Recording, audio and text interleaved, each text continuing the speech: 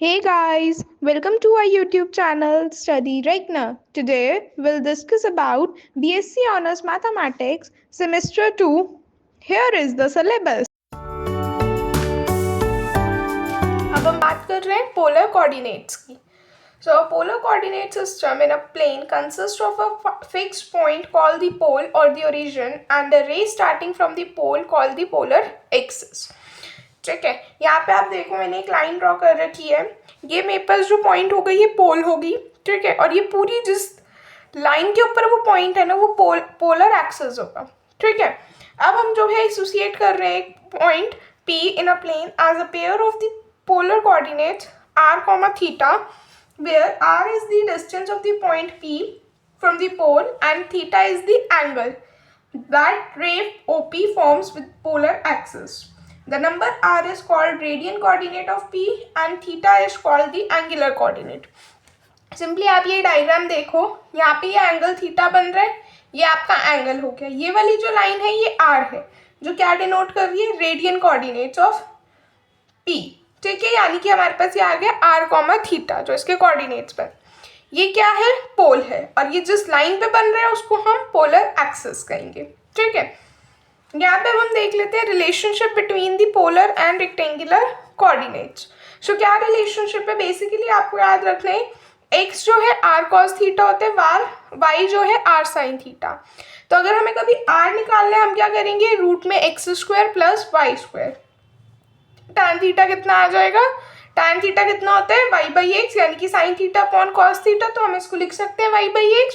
तो थीटा की वैल्यू कितनी आ गई, tan inverse y/x. Simply question देखो, क्वेश्चन क्या कह रहे हैं, रेक्टेंगुलर कोऑर्डिनेट्स निकालने ऑफ द पॉइंट P.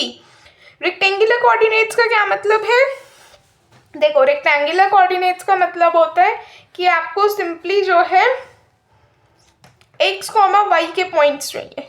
ठीक है, और जो पोलर कोऑर्डिनेट्स है इसका मतलब होता है कि हमें जो है r, थीटा चाहिए.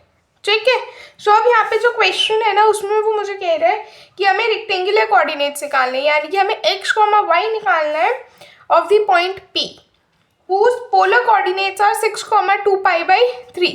अब पोलर कोऑर्डिनेट्स क्या है, 6, 2 pi/3 है, 2 pi/3. इसका क्या मतलब हुआ कि मेरे पास रेडियस जो है 6 आ गया और जो इनके बीच का एंगल था वो 2 pi/3 आ गया.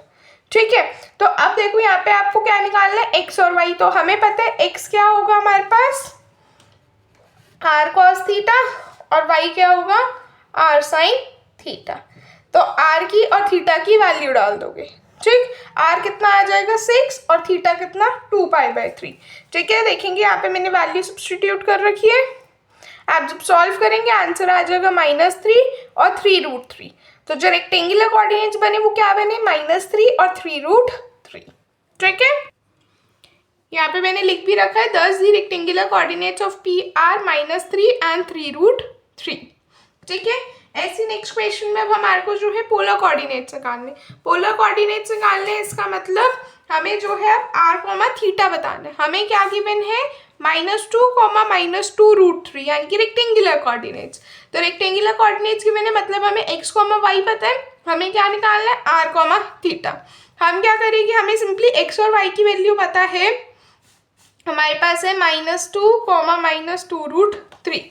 तो हम r कैसे निकाल सकते हैं, सिंपली रूट में x का स्क्वायर करो प्लस y का स्क्वायर. ठीक, सो ये मैंने यहाँ पे कर रखा है. हमारे पास सिंपली आंसर क्या आ जाएगा, +-4. अब हमें क्या निकालना है, थीटा. थीटा के लिए क्या होता है, tan theta is equals to y/x. ठीक, विच इम्प्लाइज थीटा की वैल्यू कितनी आ जाएगी, tan इनवर्स y/x. ठीक है, यहाँ पे आप देखो मैंने सिंपली वैल्यू सब्स्टिट्यूट की तो आपके पास कितना आ गया, √3. अब थीटा कितना आ गया, tan इनवर्स √3. तब आप देखो जो गिवन कोऑर्डिनेट्स है वो है -2, -2√3. ये कहाँ लाई करेगा, ये पॉइंट कहाँ लाई करेगा, थर्ड क्वाड्रेंट में. तो इसका मतलब ये क्या क्या एंगल ले सकता है, थीटा की वैल्यू 4 pi/3 जो कि सेटिस्फाई करती है r>0 को, और थीटा जो है 0 से 2 पाई के बीच में लाई करेगा. ठीक है, सो हम यहाँ पे सिंपली मेंशन कर सकते हैं कि जो इसके पोलर कोऑर्डिनेट्स है वो क्या आ जाएंगे, +-4 ऐसे लिखोगे आप 4, 4π/3 प्लस 2n पाई और -4 से -4, π/r प्लस 2n पाई। ठीक है, अब हम ग्राफ्स देख लेते हैं कि पोलर कोऑर्डिनेट्स के हम ग्राफ किस तरह से प्लॉट करते हैं। तो सिंपल से आते हैं, आपको रैंडमली कुछ भी दे सकते हैं, वो कोई भी पॉइंट दे सकते हैं। जैसे हमारे पास r गिवन है, r क्या होता है हमारे पास रेडियस, तो इसका r क्या 1 बनाना है। अब आप देखो तो 1 बनाना है तो आपका वो पूरा एक तरह से सर्कल बनेगा। आप चाहो तो इसके बीच में इस तरह से लाइंस भी ले सकते हो कि आपने किसी एक पर्टिकुलर उसके लिए 1 ले लिया। ठीक है, अदरवाइज आप ये डायरेक्ट डायग्राम बना सकते हो। ठीक है, बस एक काम और कर देना, जो लाइन बनाओगे उस पर मेंशन कर देना r इज इक्वल्स टू 1। ठीक, सेकेंड पार्ट में कह रहे हैं थीटा इज इक्वल्स टू पाई/4 यानी कि 45 डिग्री, और 45 डिग्री का एंगल कुछ इस तरह से बनता है, तो आप इस तरह से इसको बना देंगे। ठीक है, कोई प्रॉपर मेजरमेंट से नहीं बनाना, बट हाँ कुछ एस्टिमेशन से ही बनेगा, बट दिखना चाहिए कि ये इट इज 45। ठीक है, नेक्स्ट है हमारे पास r is equals to sine theta. अब देखो साइन थीटा के लिए हम यहाँ पे ना थीटा की वैल्यूज रखेंगे और उसके कॉरेस्पॉन्डिंग हमारे पास r आते जाएंगे। जैसे अगर हमने r थीटा 0 रखा तो r कितना आ गया मेरे पास 0। थीटा π/6 रखोगे r आ जाएगा हाफ। फिर थीटा π/3 रखा r आ गया √3/2। फिर π/2 रखा 1। ऐसे करते करते आपने वैल्यूज रखी। अब आप इसी को देख के ना प्लॉट करोगे कि जैसे अगर आप देखो 0, 0 पे तो आपको ओरिजिन पे ही रहेगा। अब हमने पॉइंट्स ले लिए π/6 और हाफ, तो हाफ और π/6 यहाँ आएगा। π/6 कुछ नहीं है बल्कि ये कितना हो जाएगा हमारे पास π/6 यानी कि 30 डिग्री, और 30 डिग्री समवट इस तरह से ही बनेगा। ठीक, ऐसी √3/2 है और π/3 क्या डिनोट करते हैं 60 डिग्री। ठीक, तो वो थोड़ा सा 45 डिग्री से ऊपर यानी कि कुछ इस तरह से जो बनेगा। फिर हम बात कर लेते हैं 90 डिग्री की, वो इस तरह से हमारे पास बनेगा एक एंगल इस तरह से, तो यहाँ पे उसका पॉइंट आएगा। ऐसे ही 2π/3 इधर आ जाएगा और 5π/6 यहाँ आ जाएगा। सो बेसिकली जो है आपका एक सर्कल के अराउंड ही बनेगा, बस आपको यहाँ पे ये वैल्यूज दिखानी है और ये वाला डायग्राम। ठीक है, अब हम बात कर लेते हैं सिमेट्री टेस्ट की। ये वाला टेस्ट पेपर में आने के चांसेस कम होते हैं, बट इसमें आपको जो है ना बिल्कुल एक छोटी सी थ्योरम है, ये वाली थ्योरम, इसको याद रखना है, इसके आने के चांसेस वैसे कम रहते हैं। ये थ्योरम कहती है कि a curve in the polar coordinates is symmetric about x axis if replacing theta by minus theta in its equation produces the equivalent equation A।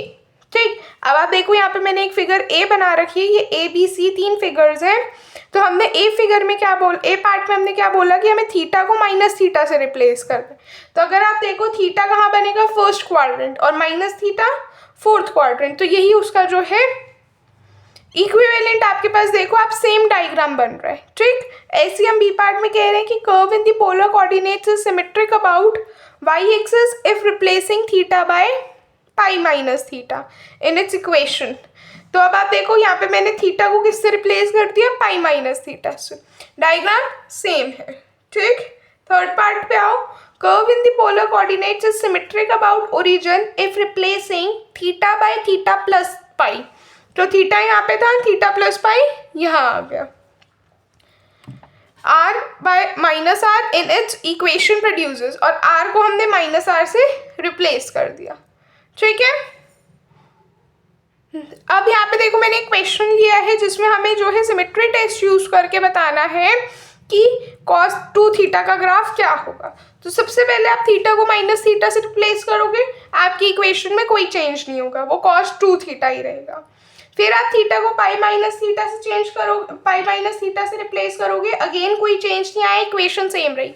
तो आप जो है अपना डायग्राम बनाओगे ये। अब आप इसका भी सेम ग्राफ बना सकते हो cos 2 थीटा के लिए, सेम जैसे अभी आपने साइन थीटा के लिए बनाया। आप थीटा पुट करोगे, आपके पास r की वैल्यूज आती जाएंगी। ठीक है, और आपका इस तरह से डायग्राम बन जाएगा। ठीक है, आई होप आपको आज का लेक्चर पसंद आया होगा। कोई डाउट है आप कमेंट सेक्शन में पूछ सकते हैं। नेक्स्ट टॉपिक के लिए बने रहें, तब तक के लिए चैनल को लाइक करें, शेयर करें और सब्सक्राइब करें। Thank you everyone.